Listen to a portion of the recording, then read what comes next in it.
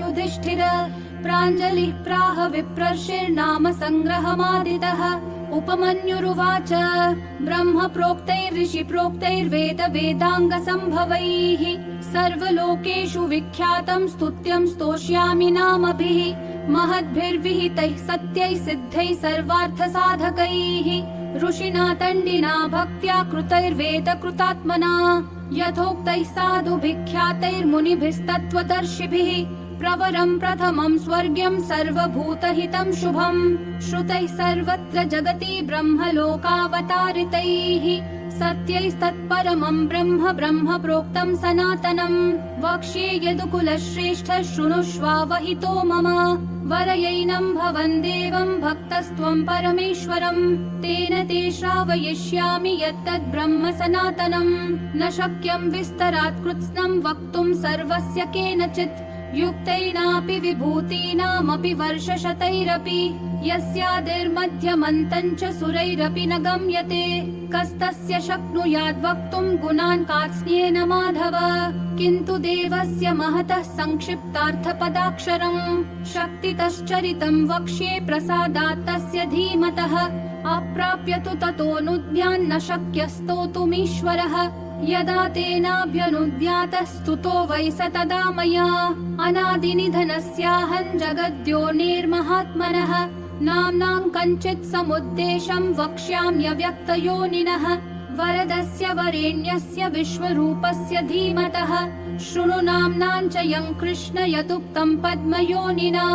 दश नाम सहस्राणि यान्याः प्रपितामहः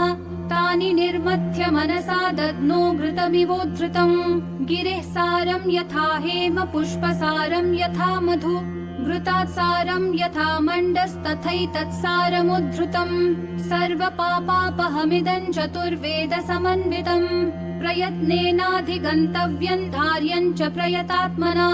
माङ्गल्यं पौष्टिकं चैव रक्षोघ्नं पावनं महत् इदं भक्ताय दातव्यं श्रद्दधानास्तिकाय च नाश्रद्दधानरूपाय नास्तिकायाजितात्मने यश्चाभ्यसूयते देवं कारणात्मानमीश्वरं स कृष्णनरकं याति सह पूर्वैः सहात्मजैः इदं ध्यानमिदं योगमिदं ध्येयमनुत्तमम् इदं जप्यमिदं ज्ञानं रहस्यमिदमुत्तमम्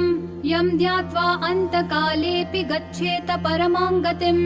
पवित्रं मङ्गलं मेध्यं कल्याणमिदमुत्तमम् इदं ब्रह्मा पुरा कृत्वा सर्वलोकपितामहः सर्वस्तवानां राजत्वे दिव्यानां समकल्पयत् तदा प्रभृति चैवायमीश्वरस्य महात्मनः स्तवराज इति ख्यातो जगत्यमरपूजितः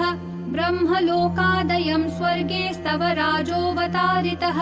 यतस्तण्डिः पुरा प्राप तेन तण्डीकृतोऽभवत् स्वर्गाच्चैवात्र भूर्लोकं तण्डिना ह्यवतारितः सर्वमङ्गलमाङ्गल्यं सर्वपापप्रणाशनम् निगदिष्ये महाबाहो स्तवानामुत्तमं स्तवम् ब्रह्मणामपि यद्ब्रह्म पराणामपि यत्परम् तेजसामपि यत्तेजस्तपसामपि यत्तपः शान्तानामपि यः शान्तो द्युतीनामपि या द्युतिः दान्तानामपि यो दान्तो धीमतामपि या च धीः देवानामपि यो देव ऋषीणामपि यस्तृषिः यज्ञानामपि यो यज्ञः शिवानामपि यः शिवः रुद्राणामपि यो रुद्रप्रभा प्रभवतामपि योगिनामपि यो योगी कारणानां च कारणम् यतो लोकाः सम्भवन्ति न भवन्ति यतः पुनः सर्वभूतात्मभूतस्य हरस्यामित तेजसः अष्टोत्तरसहस्रं तु नाम्नां सर्वस्य मे शृणु यच्छ्रुत्वा मनुजव्याघ्र सर्वान् कामान् अवाप्स्यसि स्तोत्रम् स्थिरस्थाणुः प्रभुर्भीमः प्रवरो वरदो वरः सर्वात्मा सर्वविख्यातः सर्वः सर्वकरो भवः जटी चर्मी शिखण्डी च सर्वाङ्गः सर्वभावनः हरश्च हरिणाक्षश्च सर्वभूतहर प्रभुः प्रवृत्तिश्च निवृत्तिश्च नियतः शाश्वतो ध्रुवः श्मशानवासी भगवान् खचरो गोचरोर्दनः अभिवाद्यो महाकर्मा तपस्वी भूतभावनः उन्मत्तवेष प्रच्छन्नः सर्वलोक प्रजापतिः महारूपो महाकायो वृषरूपो महायशाः महात्मा सर्वभूतात्मा विश्वरूपो महाहनुः लोकपालोऽन्तर्हितात्मा प्रसादो हयगर्दभिः पवित्रं च महांश्चैव नियमो नियमाश्रितः सर्वकर्मा स्वयंभूत आदिरादिकरो निधिः सहस्राक्षो विशालाक्षः सोमो नक्षत्रसाधकः चन्द्रः सूर्यः शनिः केतुर्ग्रहो ग्रहपतिर्वरः अत्रिरत्र्या नमस्कर्ता मृगबाणार्पणो नघः महातपा घोरतपा अदीनो दीनसाधकः संवत्सरकरो मन्त्रः प्रमाणं परमन्तपः योगी योज्यो महाबीजो महारेता महाबलः सुवर्णरेता सर्वज्ञः सुबीजो बीजवाहनः दशबाहुस्त्वनिमिषो नीलकण्ठ उमापतिः विश्वरूपः स्वयं श्रेष्ठो बलवीरो बलो गणः गणकर्ता गणपतिर्दिग्वासाः काम एव च मन्त्रवित् परमो मन्त्रः सर्वभावकरो हरः कमण्डलुधरो धन्वी बाणहस्तः कपालवान् अशनीशतग्नी खड्गी पट्टिशी चायुधी महान् स्रुवहस्तः सुरूपश्च तेजस्तेजस्करो निधिः उष्णीषी च सुवक्त्रश्च उदग्रो विनतस्तथा दीर्घश्च हरिकेशश्च सुतीर्थः कृष्ण एव च शृगालरूपः सिद्धार्थो मुण्डः सर्वशुभङ्करः अजश्च बहुरूपश्च गन्धधारी कपर्द्यपि ऊर्ध्वरेता ऊर्ध्वलिङ्ग ऊर्ध्वशायी नभस्थलः त्रिजटी चीरवासाश्च रुद्रः सेनापतिर्विभुः अहश्चरो नक्तञ्चरस्तिग्ममन्युः सुवर्चसः गजः दैत्यः कालो लोकधाता गुणाकरः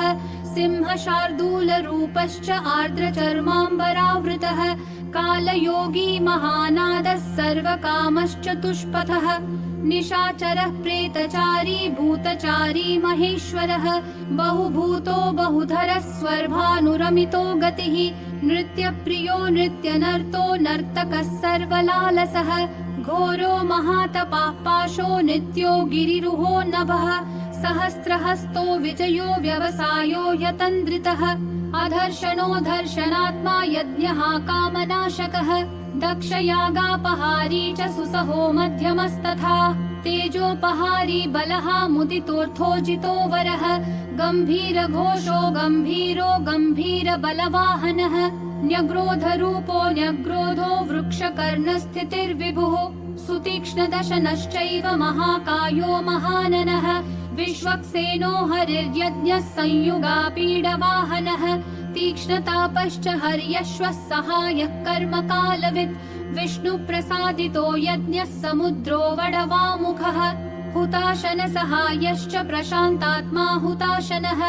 उग्रतेजा महातेजा जन्यो विजयकालवित् ज्योतिषामयनं सिद्धिः सर्वविग्रह एव च शिखी मुण्डी जटी ज्वाली मूर्तिजो मूर्धगो बली वेणवी पणवी ताली खली कालकटङ्कटः नक्षत्र विग्रहमतिर्गुणबुद्धिर्लयोगमः प्रजापतिर्विश्वबाहुर्विभागः सर्वगोमुखः विमोचनः सुसरणो हिरण्यकवचोद्भवः मेढ्रजो बलचारी च महीचारी श्रुतस्तथा सर्वतूर्यनिनादी च सर्वातोद्यपरिग्रहः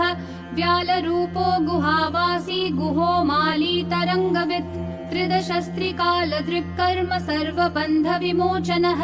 बन्धनस्त्वसुरेन्द्राणां युधि शत्रुविनाशनः साङ्ख्यप्रसादो दुर्वासः सर्वसाधुनिषेवितः प्रस्कन्दनो विभागज्ञो तुल्यो यज्ञविभागवित् सर्ववासः सर्वचारी दुर्वासा वासवोमरः हैमो हेमकरो यज्ञः सर्वधारी धरोत्तमः लोहिताक्षो महाक्षश्च विजयाक्षो विशारदः संग्रहो निग्रहः कर्ता सर्पचीरनिवासनः मुख्यो मुख्यश्च देहश्च काहलिः सर्वकामदः सर्वकालप्रसादश्च सुबलो बलरूपदृक् सर्वकामवरश्चैव सर्वदः सर्वतोमुखः आकाशनिर्विरूपश्च निपाति ह्यवशः खगः रौद्ररूपोऽंशुरादित्यो बहुरश्मिः सुवर्चसी वसुवेगो महावेगो मनोवेगो निशाचरः सर्ववासी श्रियावासी उपदेशकरोकरः मुनिरात्मनिरालोकः संभग्नश्च सहस्रदः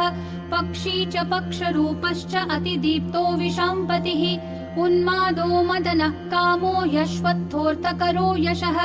वामदेवश्च वामश्च प्राग्दक्षिणश्च वामनः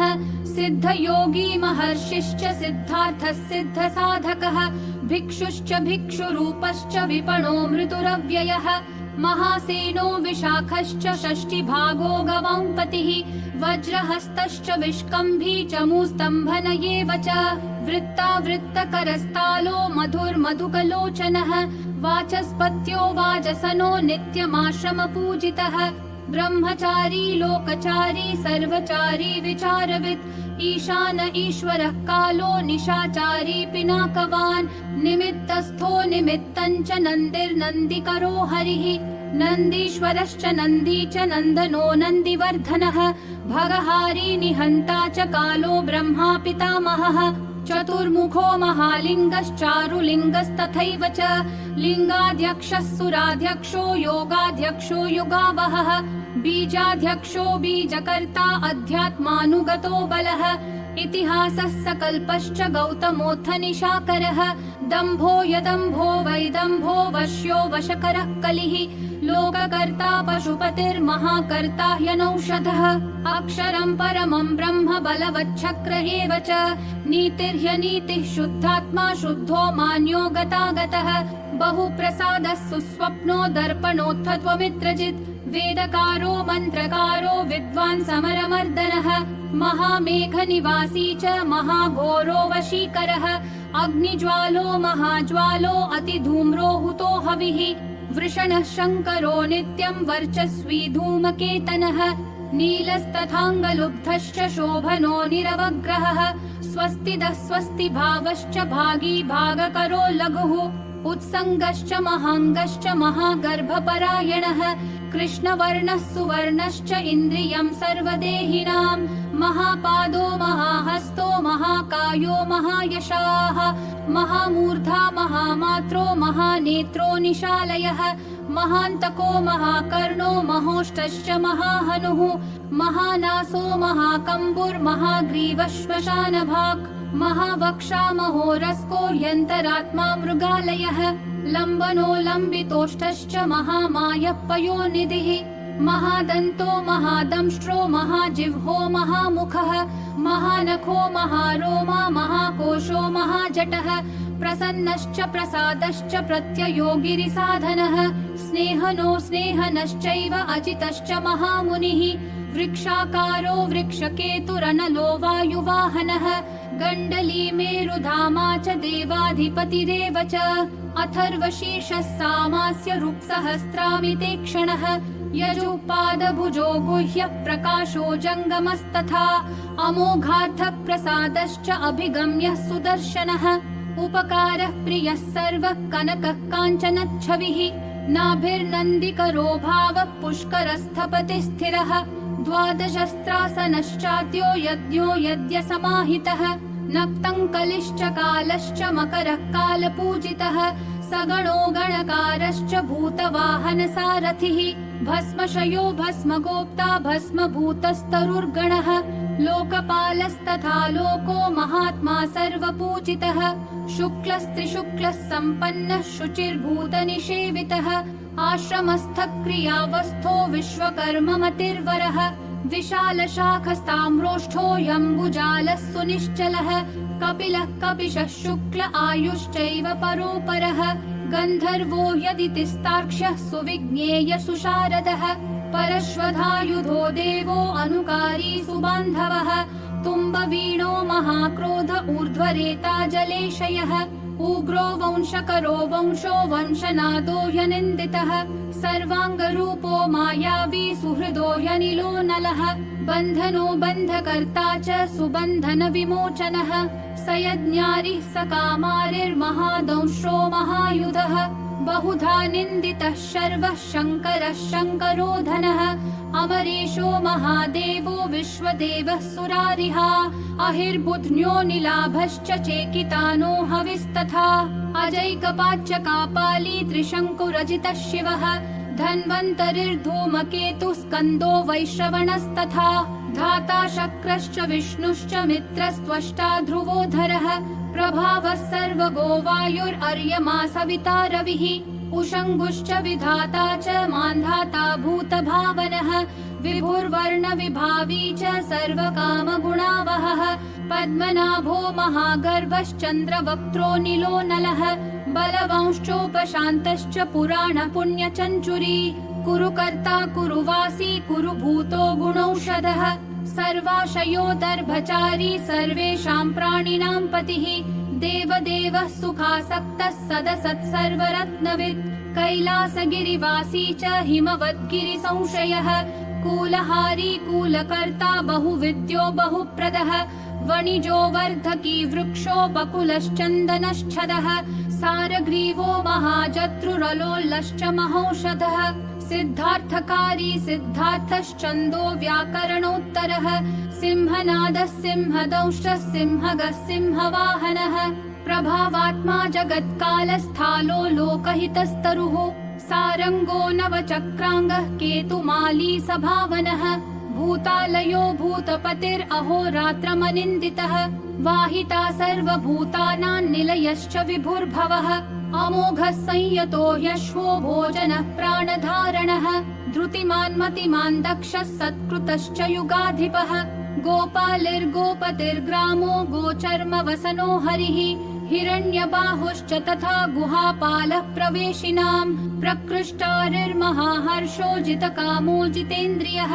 गान्धारश्च सुवासश्च तपः सक्तो रतिर्नरः महागीतो महानृत्यो ह्यपसरो गणसेवितः महाकेतुर्महाधातुर्नैकसानुचरश्चलः आवेदनीय आदेशः सर्वगन्धसुखावहः तोरणस्तारणो वातः परिधिः पतिखेचरः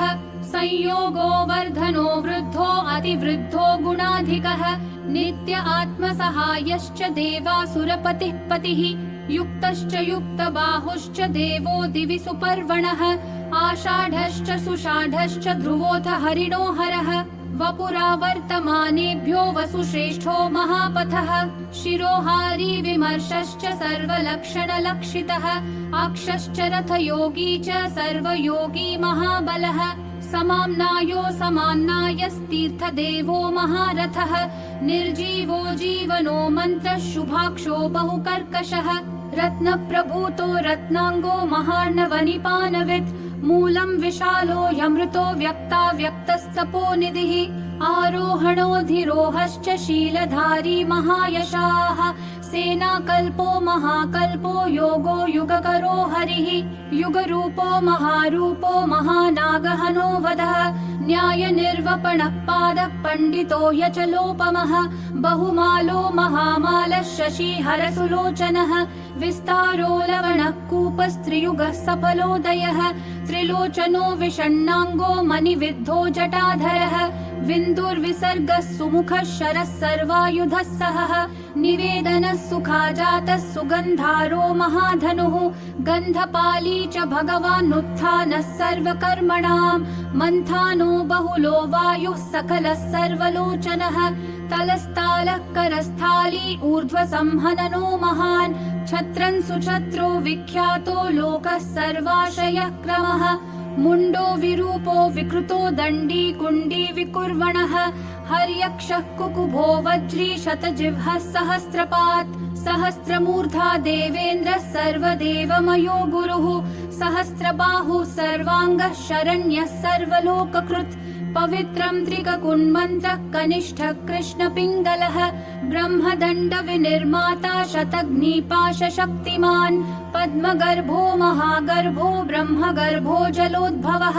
गभस्तिर्ब्रह्मकृत् ब्रह्मी ब्रह्मविद् ब्राह्मणो गतिः अनन्तरूपो नैकात्मा तिग्मतेजः स्वयंभुवः ऊर्ध्वगात्मा पशुपतिर्वातरंहा मनोजवः चन्दनी पद्मनालाग्रः सुरभ्युत्तरणो नरः कर्णिकार महासृग्वी नीलमौलिः पिनाकधृत् उमापतिरुमाकान्तो जाह्नवी हृदुमाधवः वरो वराहो वरदो वरेण्यः सुमहास्वनः महाप्रसादो दमनः शत्रुहा श्वेतपिङ्गलः पीतात्मा परमात्मा च प्रयतात्मा प्रधानधृत् सर्वपार्श्वमुखस्यक्षो धर्मसाधारणो वरः चराचरात्मा सूक्ष्मात्मा अमृतो गोवृषेश्वरः साध्यर्षिर्वसुरादित्यो विवस्वान् सवितामृतः व्यासः सर्गः सुसंक्षेपो विस्तरः पर्ययो नरः ऋतुः संवत्सरो मासः पक्षः संख्या समापनः कलाः काष्ठालवा मात्रा मुहूर्ताः क्षपाक्षणाः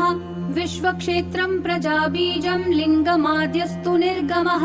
सदसद्व्यक्तमव्यक्तं पिता माता पितामहः स्वर्गद्वारं प्रजाद्वारं मोक्षद्वारं त्रिविष्टपं निर्वाणं ह्लादनश्चैव ब्रह्मलोकः परागतिः देवासुरविनिर्माता देवासुरपरायणः देवासुरगुरुर्देवो देवासुरनमस्कृतः देवासुरमहामात्रो देवासुरगणाश्रयः देवासुरगणाध्यक्षो देवासुरगणाग्रणीः देवातिदेवो देवर्षिर्देवासुरवरप्रदः देवासुरेश्वरो विश्वो देवासुरमहेश्वरः सर्वदेवमयोचिन्त्यो देवतात्मात्मसम्भवः उद्भित्त्रिविक्रमो वैद्यो विरजो नीरजोऽमरः ईड्यो हस्तीश्वरो व्याघ्रो देवसिंहो नरर्षभः विबुधोऽग्रवरः सूक्ष्मः सर्वदेवस्तपोमयः सुयुक्तः शोभनो वज्री प्रासानां प्रभवो व्ययः गुहः कान्तो निजः सर्गः पवित्रं सर्वपावनः शृङ्गी शृङ्गप्रियो बभ्रू राजराजो निरामयः अभिरामः सुरगणो विरामः सर्वसाधनः ललाटाक्षो विश्वदेवो हरिणो ब्रह्मवर्चसः स्थावराणां पतिश्चैव नियमेन्द्रियवर्धनः सिद्धार्थः सिद्धभूतार्थो चिन्त्यः सत्यव्रतः शुचिः व्रताधिपः परब्रह्म भक्तानां परमागतिः विमुक्तो मुक्ततेजाश्च श्रीमान् श्रीवर्धनो जगत् यथा प्रधानं भगवानिति भक्त्या स्तुतो मया यन्न ब्रह्मादयो देवा विदुस्तत्त्वेन नर्षयः स्तोतव्यमर्च्यं वन्द्यं च कस्तोष्यति जगत्पतिं भक्त्या त्वेवं पुरस्कृत्य मया यज्ञपतिर्विभुः ततोऽभ्यनुद्यां सम्प्राप्य स्तुतो मतिमतां वरः शिवमेभिः स्तुवन् देवन्नामभिः पुष्टिवर्धनैः नित्ययुक्तः शुचिर्भक्तः प्राप्नोत्यात्मानमात्मना एतद्धि परमं ब्रह्म परं ब्रह्माधिगच्छति ऋषयश्चैव देवाश्च स्तुवन्त्येतेन तत्परम् स्तूयमानो महादेवः स्तुष्यते नियतात्मभिः भक्तानुकम्पी भगवान् आत्मसंस्थाकरो विभुः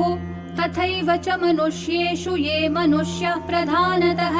आस्तिकाः श्रद्दधानाश्च बहुभिर्जन्मभिस्तवैः भक्त्या यनन्यमीशानं परं देवं सनातनं कर्मणा मनसा वाचा भावेनामिततेजसः शयानाजाग्रमाणाश्च व्रजन्नुपविशंस्तथा उन्मिषन्निमिषंश्चैव चिन्तयन्तः पुनः पुनः शृण्वन्तः श्रावयन्तश्च कथयन्तश्च ते भवम् स्तुवन्तः स्तूयमानाश्च तुष्यन्ति च रमन्ति च जन्मकोटिसहस्रेषु नाना संसारयोनिषु जन्तोर्विगत पापस्य भवे भक्तिः प्रजायते उत्पन्ना च भवे भक्तिरनन्या सर्वभावतः भाविनः कारणे चास्य सर्वयुक्तस्य सर्वथा एतद्देवेषु दुष्प्रापं मनुष्येषु न लभ्यते निर्विघ्ना निश्चला रुद्रे भक्तिरव्यभिचारिणी तस्यैव च प्रसादेन भक्तिरुत्पद्यते नृणाम् येन यान्ति परां सिद्धिं तद्भावगतचेतसः ये सर्वभावानुगताः प्रपद्यन्ते महेश्वरम् प्रपन्नवत्सलो देवः संसारात्तान् समुद्धरेत् एवमन्ये विकुर्वन्ति देवाः संसारमोचनम् मनुष्याणामृते देवन्नान्या शक्तिस्तपोबलम् इति तेनेन्द्रकल्पेन भगवान् सदसत्पतिः कृत्तिवासास्तुतः कृष्णतण्डिना शुभबुद्धिना स्तवमेतं भगवतो ब्रह्मा स्वयमधारयत् गीयते च स बुध्येत ब्रह्मा शङ्कर सन्निधौ इदं पुण्यं पवित्रं च सर्वदा पापनाशनं योगदं मोक्षदं चैव सर्गदं तोषदं तथा एवमेतत् पठन्ते य एकभक्त्या तु शङ्करं या गतिः साङ्ख्ययोगानां व्रजन्त्येतान् गतिं तदा स्तवमेतं प्रयत्नेन सदा रुद्रस्य सन्निधौ अब्दमेकं चरेद् भक्तः प्राप्नुयादीप्सितं फलम् एतद्रहस्यं परमं ब्रह्मणो हृदि संस्थितं ब्रह्मा प्रोवाच शक्राय शक्रः प्रोवाच मृत्यवे मृत्युः प्रोवाच रुद्रेभ्यो रुद्रेभ्यस्तण्डिमागमत् महता तपसा प्राप्तस्तण्डिना ब्रह्म सद्मनि तण्डिः प्रोवाच शुक्राय गौतमाय च भार्गवः वैवस्वताय मनवे गौतमः प्राह माधव नारायणाय साध्याय समाधिष्ठाय धीमते यमाय प्राह भगवान् साध्यो नारायणोच्युतः नाचिकेताय भगवानाह वैवस्वतो यमः मार्कण्डेयाय वार्ष्णेय नाचिकेतोऽभ्यभाषत मार्कण्डेयान्मया प्राप्तो नियमेन जनार्दन तवाप्यहममित्रघ्नस्तवन् दद्यां ह्यविश्रुतम् स्वर्ग्यमारोग्यमायुष्यम् धन्यम् वेदेन संमितम् नास्य विघ्नं विकुर्वन्ति दानवा यक्ष राक्षसाः पिशाचा यातु धाना वा गुह्यका भुजगा अपि यः पठेत शुचिः पार्थ ब्रह्मचारी जितेन्द्रियः अभग्नयोगो वर्षन्तु सोऽश्वमेध फलं लभेत् इति श्रीमहाभारते अनुशासनपर्वणि श्रीशिवसहस्रनामस्तोत्रम् सम्पूर्णम्।